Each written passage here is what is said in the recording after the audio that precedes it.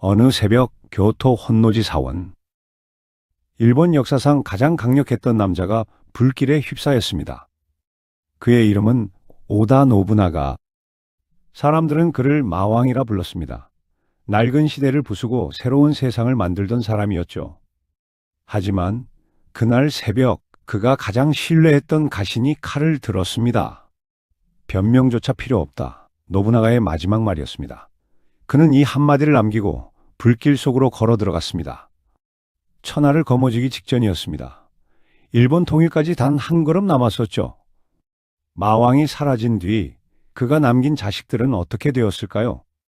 오늘 우리는 그 이야기를 따라가 보려 합니다. 권력의 정점에 서 있던 이들이 단 하루 만에 나락으로 떨어진 이야기. 아버지의 이름이 축복이 아니라 저주가 되어버린 사람들의 이야기입니다.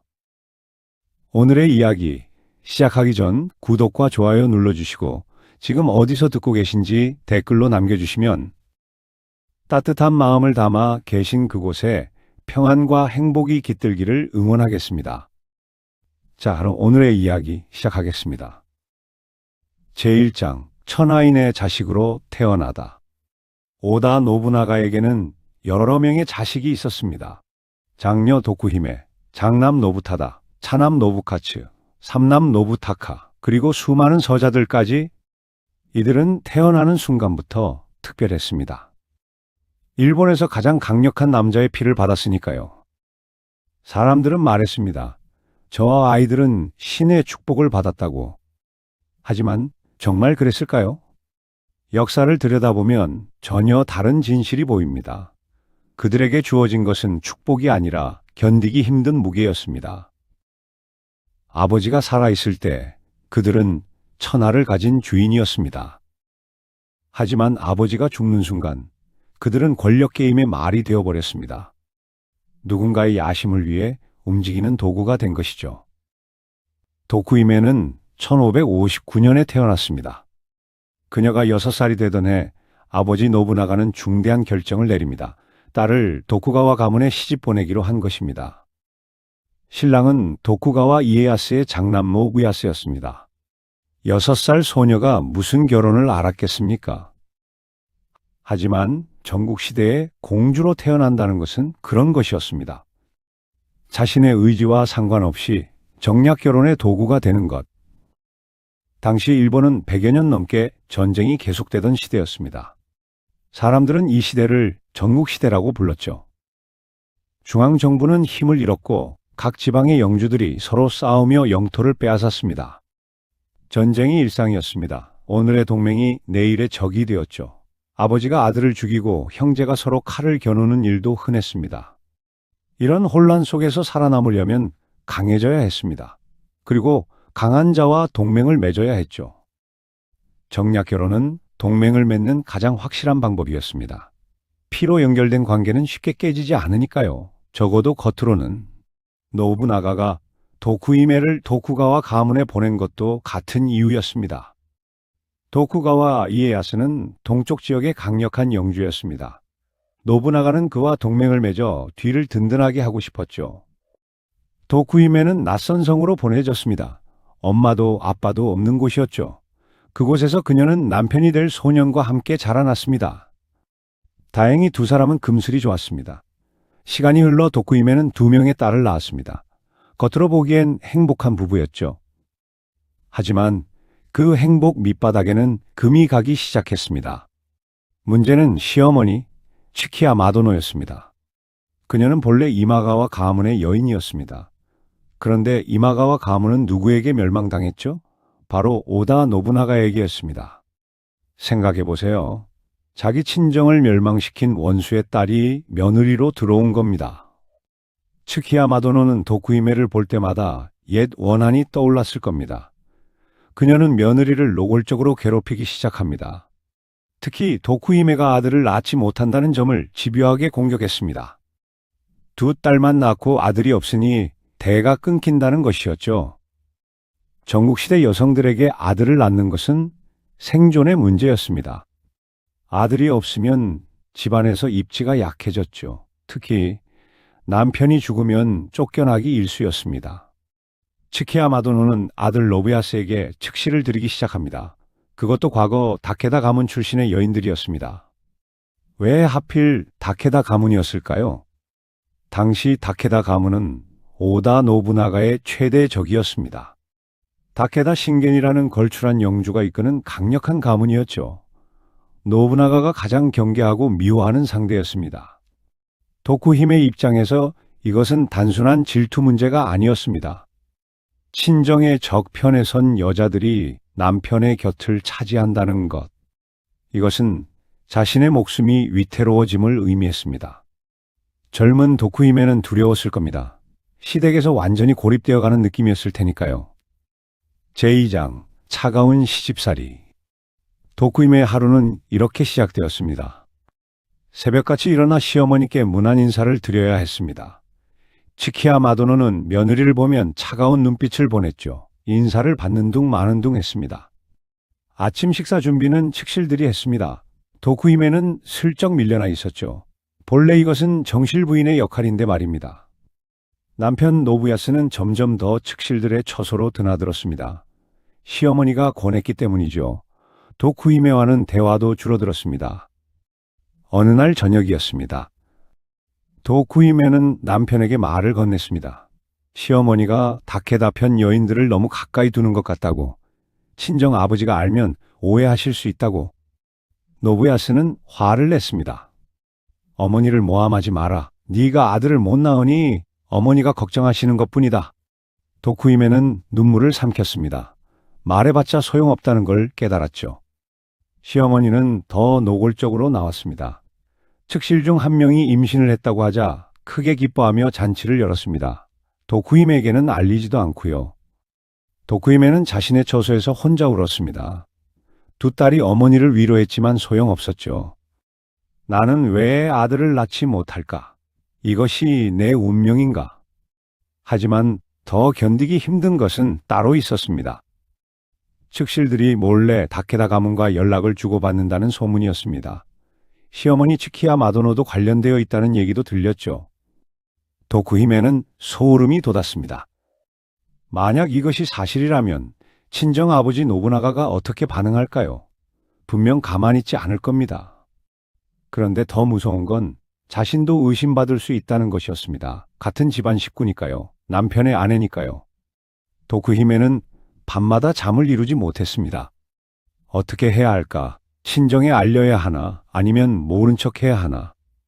계속 고민하던 어느 날 결정적인 사건이 일어났습니다. 남편 노부야스가 신하 한 명을 죽인 것입니다. 사소한 실수를 했다는 이유로요. 도쿠히메가 보기에 그것은 죽일 만한 잘못이 아니었습니다. 남편의 성격이 점점 거칠어지고 있었습니다. 작은 일에도 화를 내고 폭력적으로 변해했죠. 도쿠히메는 무서웠습니다. 언젠가 그 폭력이 자신에게로 향할까봐. 그리고 마침내 인내심이 한계에 다다랐습니다. 제3장 12개의 칼날. 견디던 도쿠히메의 인내심이 끝났습니다. 그녀는 어느 날 방 안에 홀로 앉아 붓을 들었습니다. 친정아버지 노부나가에게 편지를 쓰기 시작한 것이죠.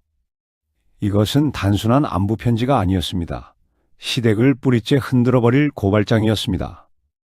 내용은 12가지 항목으로 나뉘어 있었습니다. 그래서 사람들은 이것을 12개조의 편지라고 부릅니다. 편지에는 구체적이고 치명적인 내용들이 담겨 있었습니다. 시어머니가 저와 남편 사이를 이간질합니다. 남편은 성품이 거칠어 무고한 사람을 죽이기도 합니다. 그리고 가장 결정적인 한 방이 있었습니다. 시어머니와 남편이 다케다 가문과 내통하며 모반을 꾀하고 있습니다. 이 문장을 쓰는 순간 도쿠히메는 무엇을 생각했을까요? 아마 그녀는 이것이 얼마나 위험한 말인지 몰랐을 겁니다. 당시 노부나가에게 다케다와의 내통은 곧 사형을 의미하는 가장 예민한 문제였습니다. 그것은 영린이었죠. 노부나가는 다케다 신겐을 평생의 적으로 여겼습니다. 다케다 가문과 여러 번 싸웠고 간신히 이겼죠. 그래서 다케다와 관련된 일에는 극도로 민감했습니다. 도쿠히메는 그저 시어머니를 혼내주고 싶었을 뿐이었을지도 모릅니다. 남편의 관심을 되찾고 싶었을 뿐이었을지도 모르죠.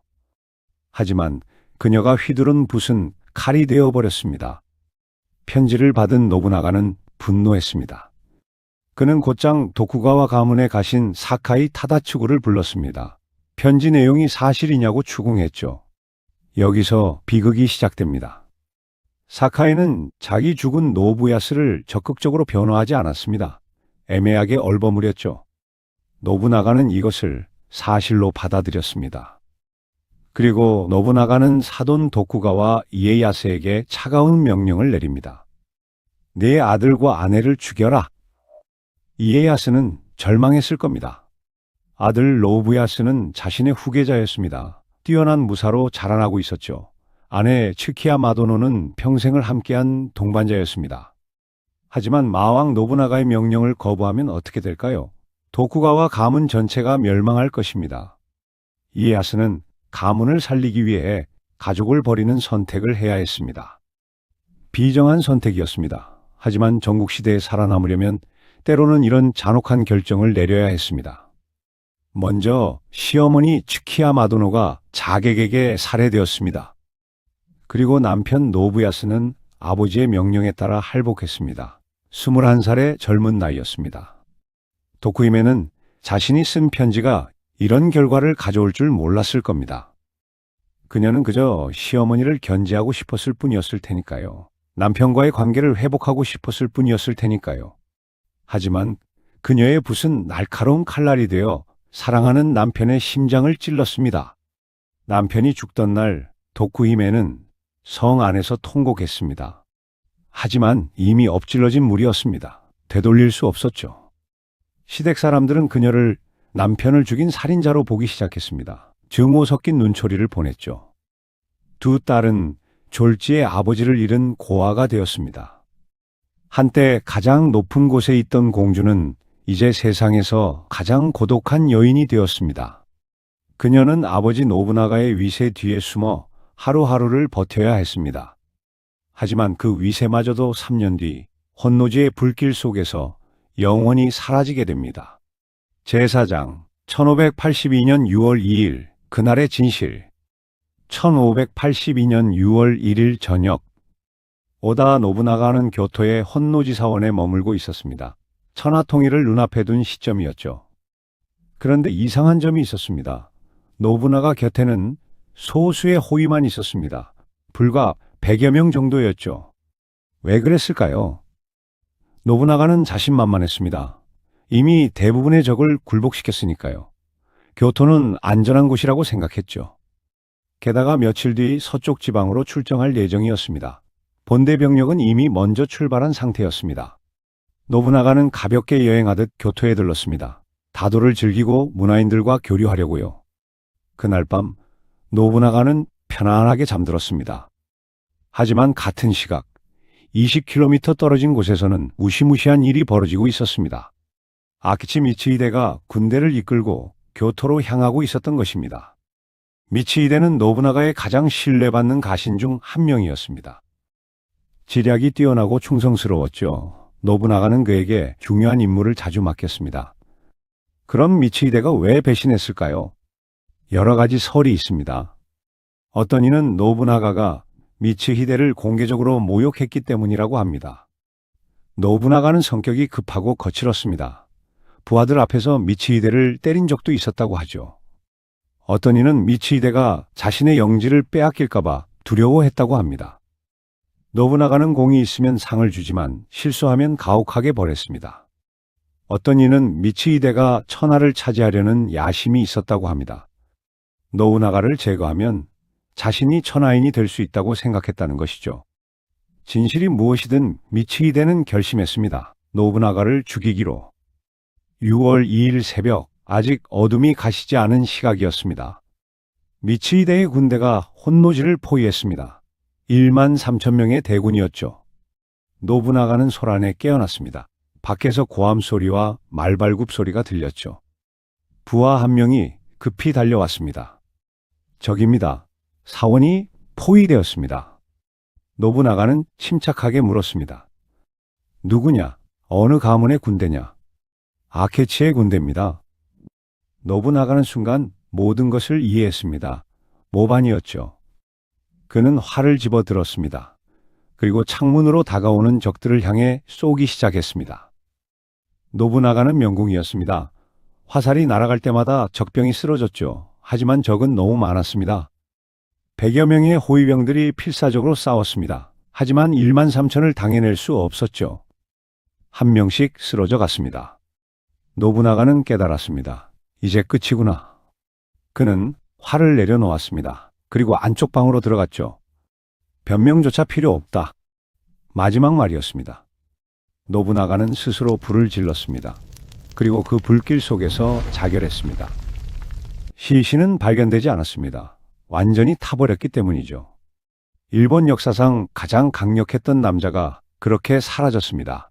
같은 시각 가까운 니조성에는 노부나가의 장남 노부타다가 있었습니다. 노부타다는 아버지와 함께 교토에 왔었습니다. 하지만 다른 성에 머물고 있었죠. 혼노지에서 연기가 피어오르는 것을 본 노부타다는 곧바로 상황을 파악했습니다. 부하들이 말했습니다. 도망치십시오. 아직 늦지 않았습니다. 노부타다는 충분히 도망칠 수 있었습니다. 말을 타고 동쪽으로 달리면 아케치의 포위망을 벗어날 수 있었죠. 하지만 그는 고개를 저었습니다. 아버지가 돌아가셨을지도 모르는데 나만 살 순 없다. 노부타다는 니조성으로 들어갔습니다. 그리고 성문을 닫았죠. 아케치의 군대가 니조성을 포위했습니다. 노부타다와 그의 부하들은 끝까지 싸웠습니다. 하지만 결과는 뻔했죠. 마침내 노부타다는 할복했습니다. 26살이었습니다. 오다 가문의 가장 빛나는 별이 진 순간이었습니다. 만약 그가 살아남았더라면 어땠을까요? 오다 가문은 결코 히데요시의 손에 넘어가지 않았을 것입니다. 그의 죽음은 오다 가문 몰락의 결정타가 되었습니다. 제5장 거인의 사후 히데요시의 등장. 혼노지의 소식은 순식간에 퍼져나갔습니다. 일본 전역이 충격에 휩싸였죠. 천하를 통일하기 직전이었던 노부나가가 죽다니. 하지만 가장 빠르게 반응한 사람이 있었습니다. 도요토미 히데요시였습니다. 히데요시는 그때 서쪽 지방에서 전투를 벌이고 있었습니다. 노부나가의 명령을 받아 출정한 것이었죠. 6월 3일 히데요시는 노부나가의 죽음 소식을 들었습니다. 그는 즉시 결단을 내렸습니다. 적과 강화를 맺고 교토로 돌아가기로 한 것이죠. 부하들이 놀랐습니다. 아직 전투가 끝나지 않았는데 어떻게 돌아갑니까? 히데요시는 차분하게 말했습니다. 지금 중요한 것은 여기가 아니다. 교토다. 미츠히데를 토벌하는 자가 다음 천하인이 될 것이다. 히데요시는 놀라운 속도로 군대를 이동시켰습니다. 사흘 만에 200km를 달렸죠. 역사상 유례없는 강행군이었습니다. 그리고 6월 13일 히데요시는 미츠히데의 군대와 맞붙었습니다. 야마자키 전투였습니다. 미츠히데는 노부나가를 죽였지만 천하를 차지하지 못했습니다. 다른 영주들이 그를 배신자로 여기고 협력하지 않았기 때문이죠. 미츠히데의 군대는 고립되어 있었습니다. 반면 히데요시는 주군의 원수를 갚는다는 명분이 있었습니다. 많은 장수들이 그에게 협력했죠. 전투는 히데요시의 압도적 승리로 끝났습니다. 미츠히데는 도망치다 농민에게 죽임을 당했습니다. 노부나가를 죽이고 불과 열흘 만의 일이었죠. 히데요시는 순식간에 영웅이 되었습니다. 주군의 원수를 갚은 충신이었으니까요. 하지만 히데요시의 진짜 야심은 이제부터 시작이었습니다.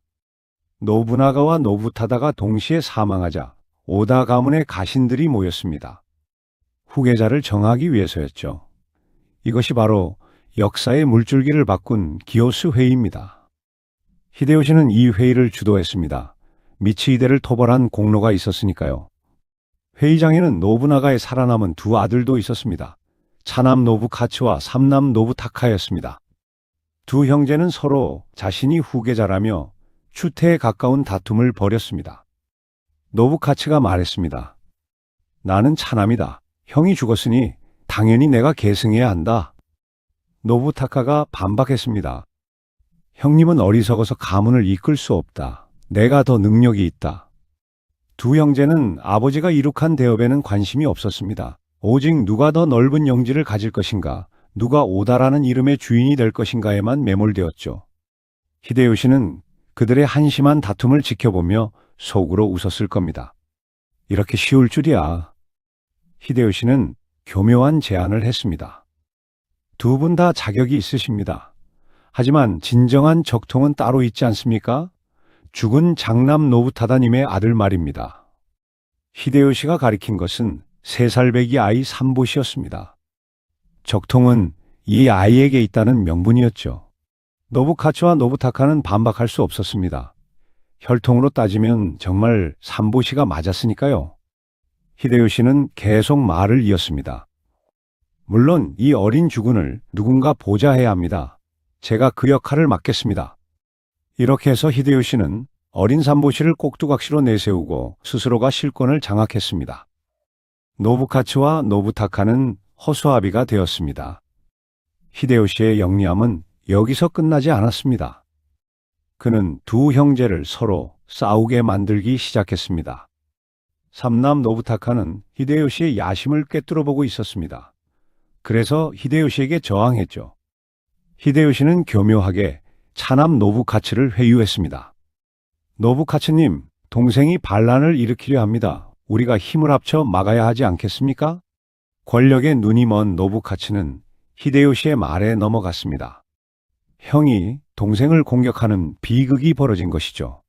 1583년 노부카츠와 히데요시의 연합군이 노부타카의 성을 포위했습니다.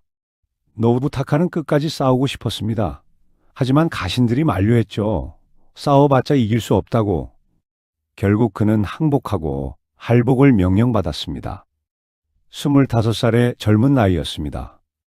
그는 죽기 전 한 편의 시를 남겼습니다. 히데요시를 저주하는 내용이었죠. 옛 주인을 배신하고 어린 주군을 속인 자여, 천벌이 반드시 내릴 것이다. 노부타카가 죽자 노부카츠는 승리감에 들떠 있었습니다. 이제 자신이 오다 가문을 이끌 수 있다고 생각했죠. 하지만 히데요시는 차갑게 말했습니다. 수고하셨습니다. 이제 영지로 돌아가 쉬십시오. 노부카츠는 권력의 중심에서 밀려났습니다. 1590년 히데요시는 노부카츠에게 영지를 옮기라고 명령합니다. 하지만 노부카츠는 거부했죠. 이것이 화근이 되었습니다. 히데요시는 분노했고 노부카츠의 모든 영지를 몰수해버렸습니다. 한순간에 노부카츠는 영지도 없는 떠돌이 신분이 되었죠. 노부카츠는 히데요시에게 용서를 빌었습니다. 무릎을 꿇고 목숨만 살려달라고 애원했습니다. 과거 자신의 아버지 밑에서 신발이나 들던 하인에게 말이죠. 히데요시는 그를 살려주긴 했지만 권력의 중심에서 완전히 밀어냈습니다. 이렇게 해서 히데요시는 오다 가문의 아들들을 모두 제거했습니다. 직접 죽이지 않고 교묘하게 서로 싸우게 만들고 고립시켰죠. 그리고 마침내 히데요시는 천하인이 되었습니다. 과거 노부나가의 신발을 들던 천민 출신이 일본의 최고 권력자가 된 것입니다. 제6장 도쿠히메의 추방과 고독.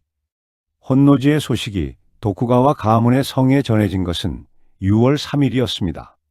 도쿠히메는 그 소식을 듣고 온몸이 얼어붙었습니다. 아버지가 죽었다. 형도 죽었다. 이제 자신을 지켜줄 사람이 아무도 없다는 것을 깨달았죠.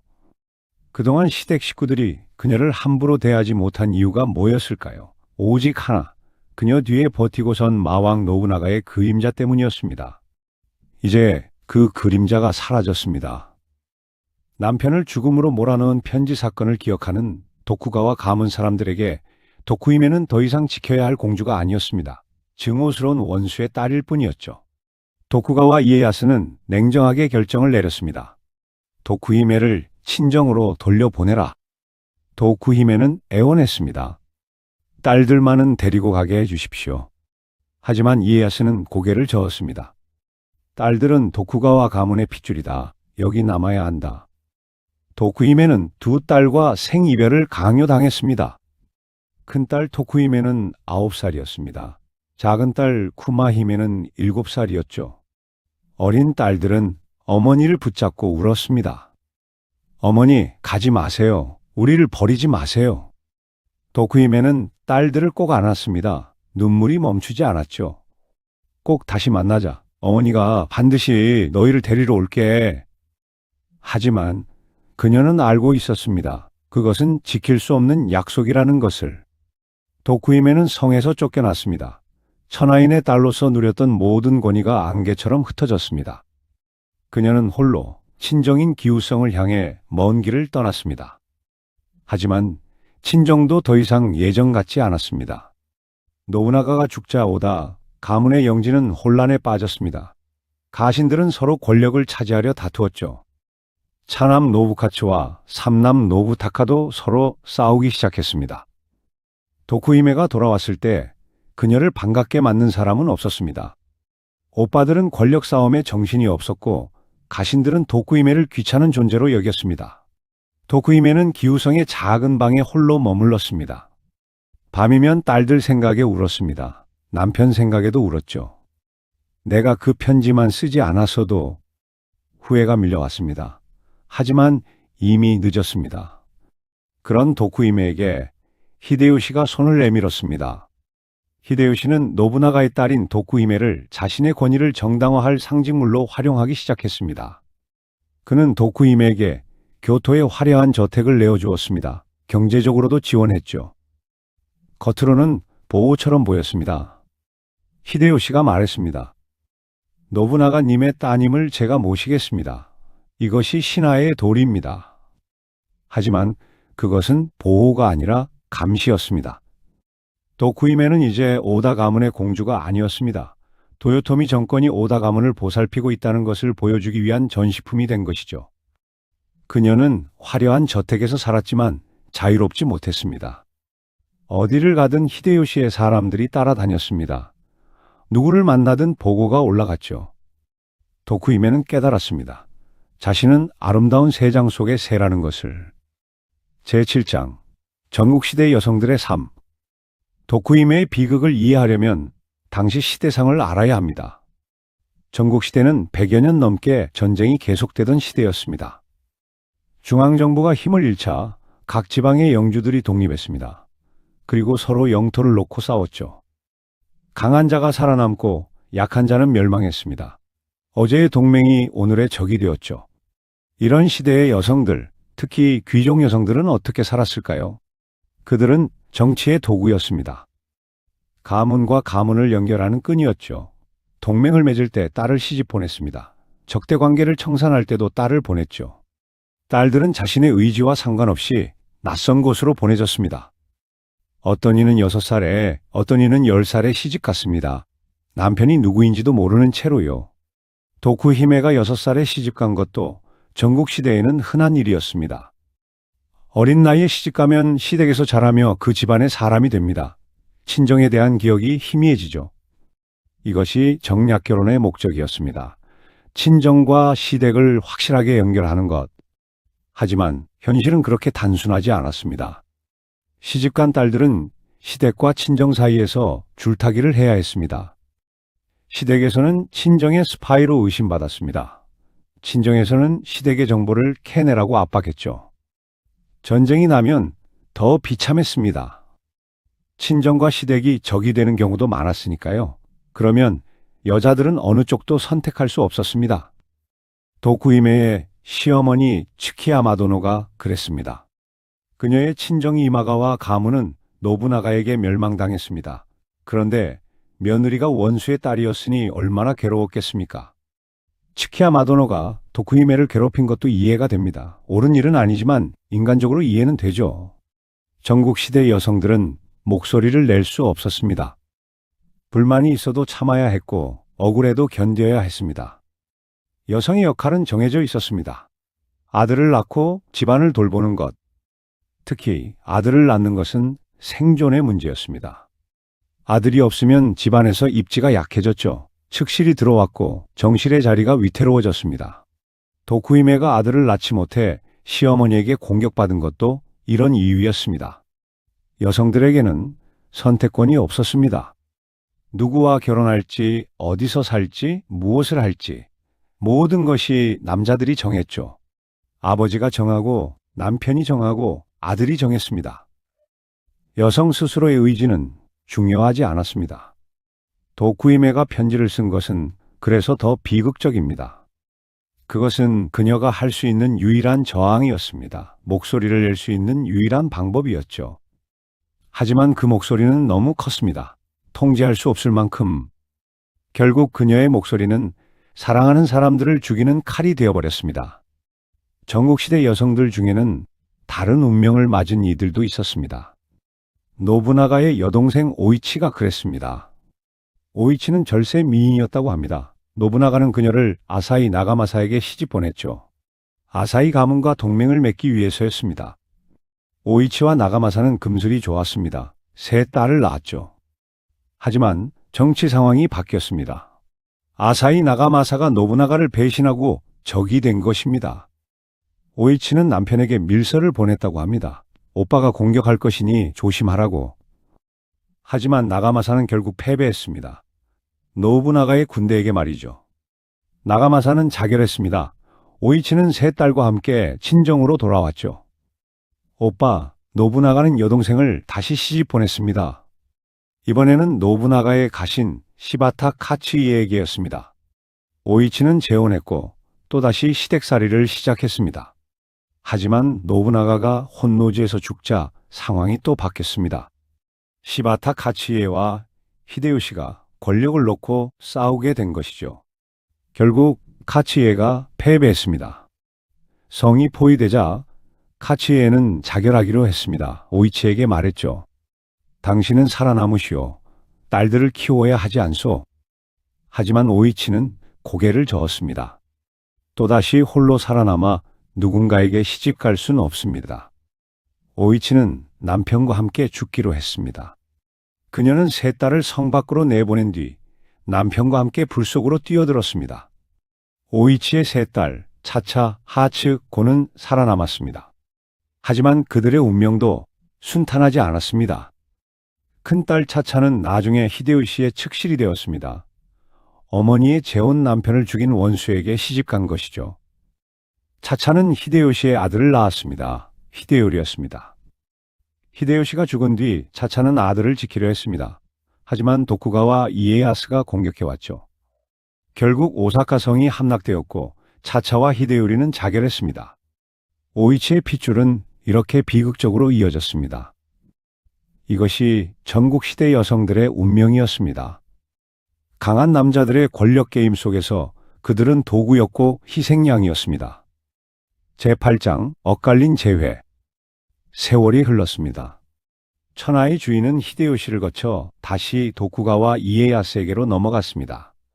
1600년 세키가하라 전투에서 이에야스가 승리한 것이죠. 이에야스는 에도의 막부를 열었습니다. 이제 그가 일본의 최고 권력자였습니다. 도쿠히메는 이제 40 중반의 중년 여인이 되었습니다. 그녀에게 남은 유일한 희망이 있었습니다. 시댁에 두고 온 두 딸, 쿠마히메와 토쿠히메를 다시 만나는 것이었죠. 이에야스는 권력을 잡은 뒤 정치적 안정을 원했습니다. 과거의 원한을 청산하고 화해하는 분위기를 만들려 했죠. 그래서 도쿠히메에게 딸들을 만날 기회를 주었습니다. 도쿠히메는 떨리는 마음으로 교토에서 에도로 향했습니다. 20여 년 만에 재회였습니다. 딸들은 어떻게 자랐을까? 나를 기억하고 있을까? 보고 싶어 했을까? 온갖 생각이 머릿속을 스쳤습니다. 에도에 도착한 도쿠히메는 딸들과 마주했습니다. 하지만 그 재회는 눈물겨운 감격이 아니었습니다. 어머니가 떠날 때 고작 5살이었던 딸들은 어느덧 장성의 한 가문의 안주인이 되어 있었습니다. 큰딸 토쿠히메는 혼다 타다카츠의 아들에게 시집갔습니다. 작은 딸 쿠마히메는 이케다 테루마사에게 시집갔죠. 딸들의 눈에는 어머니에 대한 그리움보다 원망과 낯선이 서려 있었습니다. 쿠마히메가 차갑게 물었습니다. 어머니는 왜 우리를 버리고 떠나셨습니까? 도쿠히메는 말문이 막혔습니다. 나도 떠나고 싶지 않았다. 쫓겨난 것이다. 하지만 그 말을 할 수 없었습니다. 작은 딸 쿠마히메가 더 날카로운 질문을 던졌습니다. 왜 우리 아버지를 죽게 만드는 편지를 쓰셨습니까? 도쿠히메는 고개를 숙였습니다. 나도 그럴 줄 몰랐다. 용서해다오. 하지만 딸들은 용서하지 않았습니다. 그들은 어린 나이에 아버지를 잃었습니다. 어머니에게도 버림받았다고 생각했죠. 할아버지 이에야스의 보살핌 속에 자랐지만 부모의 사랑은 느끼지 못했습니다. 딸들은 도쿠히메를 냉담하게 대했습니다. 오래 머물지 마시고 돌아가십시오. 우리에게 어머니는 없습니다. 도쿠히메는 무너졌습니다. 가족을 지키기 위해 휘둘렀던 붓이 결국 자식들과의 천륜마저 끊어놓았음을 깨닫는 순간이었습니다.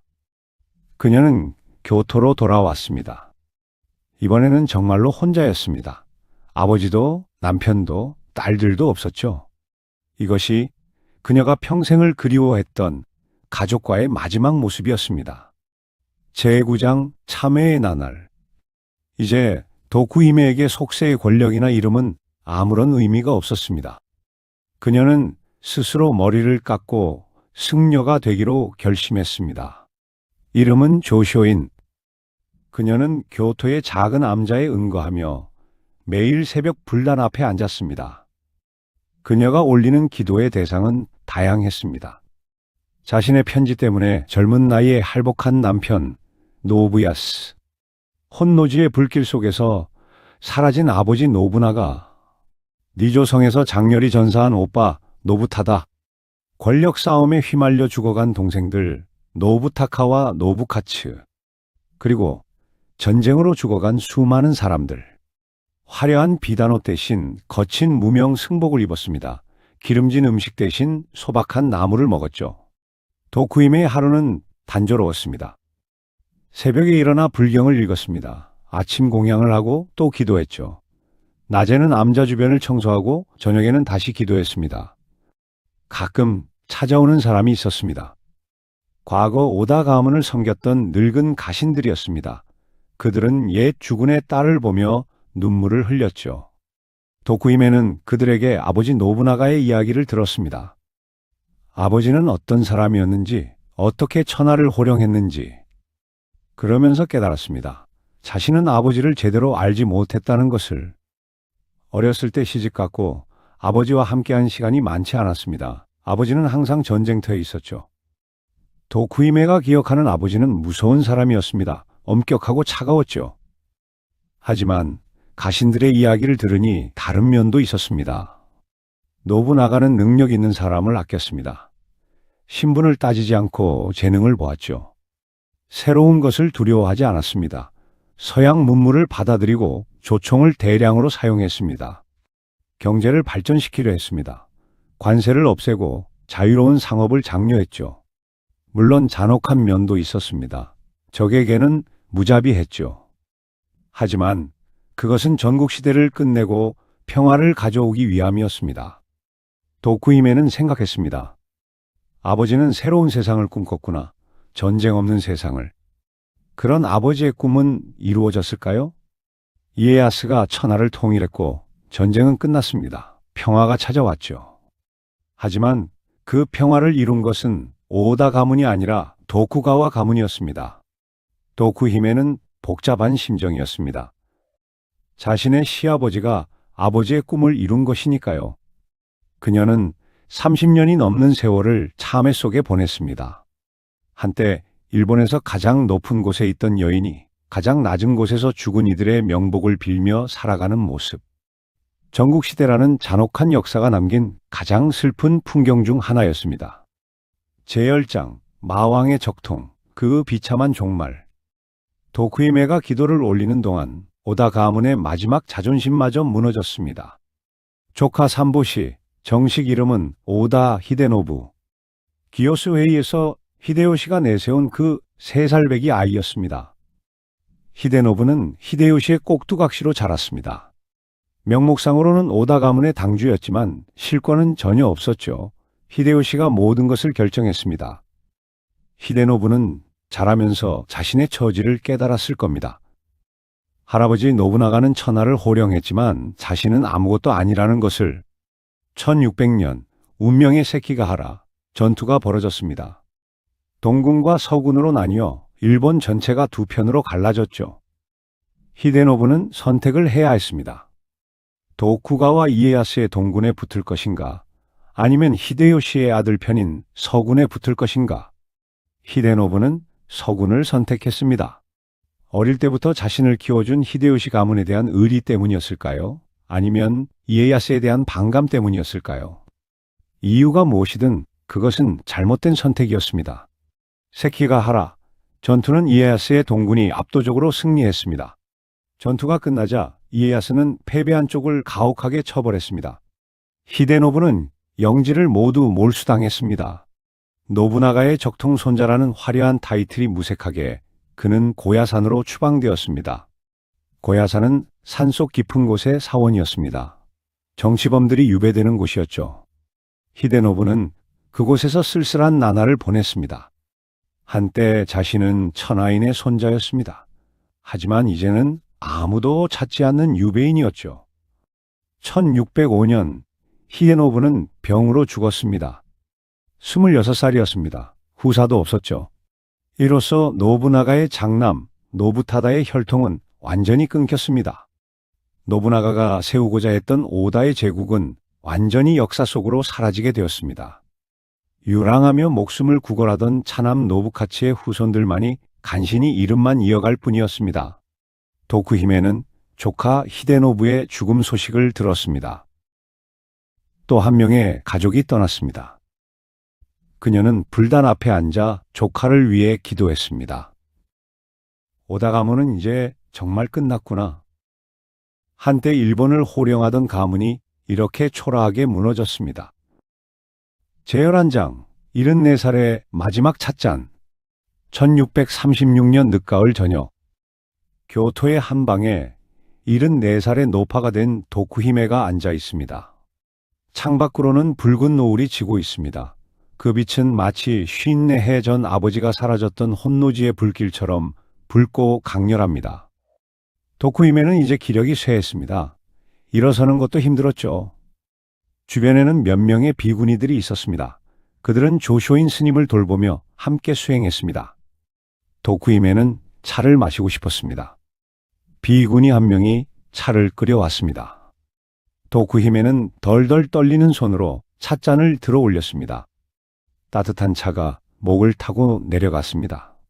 문득 불어오는 가을바람에 문풍지가 떨리는 소리가 들렸습니다. 그 소리가 마치 젊은 날 남편이 성문을 열고 들어오던 발소리처럼 들렸습니다. 도쿠히메는 눈을 감았습니다. 남편의 얼굴이 떠올랐습니다. 21살에 죽은 젊은 얼굴이었죠. 그리고 두 딸의 어린 얼굴도 떠올랐습니다. 대여섯 살 때의 모습이었습니다. 아버지 노부나가의 얼굴도 떠올랐습니다. 무서웠지만 그리운 얼굴이었습니다. 도쿠히메는 품속에서 누렇게 바랜 종이 한 장을 꺼냈습니다. 바로 인생을 송두리째 바꿨던 그 12개조 편지의 사본이었습니다. 그녀는 평생 이 종이를 간직했습니다. 자신의 죄를 잊지 않기 위해서였죠. 도쿠히메는 떨리는 목소리로 중얼거렸습니다. 아버님, 제가 보낸 것은 편지가 아니라 칼이었나 봅니다. 그 칼이 돌고 돌아 결국 제 가슴을 찔렀습니다. 이제야 그 칼날을 내려놓고 남편 곁으로 가려 합니다. 찻잔이 손에서 미끄러졌습니다. 바닥에 떨어졌지만 깨지지는 않았습니다. 도쿠히메는 조용히 눈을 감았습니다. 비구니들이 다가와 스님을 불렀지만 대답이 없었습니다. 마왕의 딸 도쿠히메의 삶이 그렇게 끝났습니다. 노부나가가 죽은 혼노지 사원은 오늘날 교토에 남아 있습니다. 물론 당시 건물은 불타 없어졌고 지금 것은 나중에 다시 지은 것입니다. 하지만 그곳에 서면 400여 년 전 그날 새벽의 비극이 떠오릅니다. 불길 속에서 사라진 마왕, 아버지를 잃고 혼란에 빠진 자식들, 권력을 차지하려는 야심가들. 역사는 돌고 돕니다.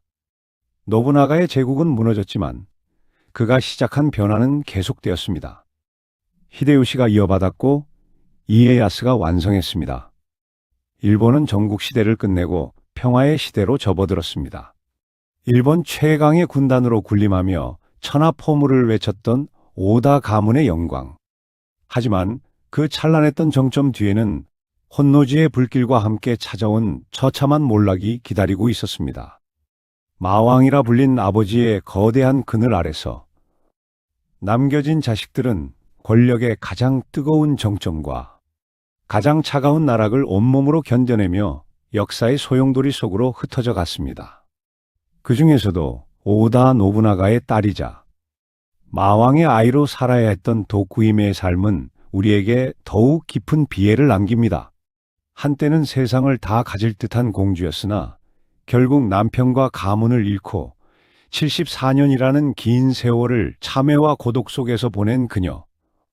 화려한 비단옷을 벗어던지고 소박한 비구니의 삶을 선택했던 그녀의 마지막 뒷모습은 오늘날 화려한 성공만을 쫓는 우리에게 묵직한 질문을 던집니다.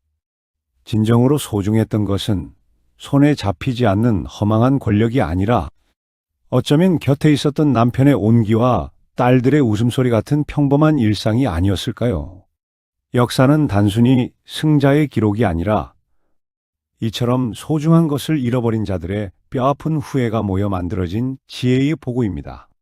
도쿠히메가 긴 세월 비석 아래 묻어둔 그 뜨거운 눈물과 마지막 참회가 400년의 시간을 넘어 오늘을 사는 여러분의 가슴에도 깊은 울림으로 닿기를 바랍니다. 그녀가 남긴 비극의 역사를 통해 여러분은 부디 소중한 것을 잃기 전에 먼저 알아보는 지혜를 얻으시길 소망합니다. 지금 여러분 곁에 있는 가장 소중한 사람은 누구인가요? 오다 가문에 남겨진 이야기, 오늘 여기서 마칩니다.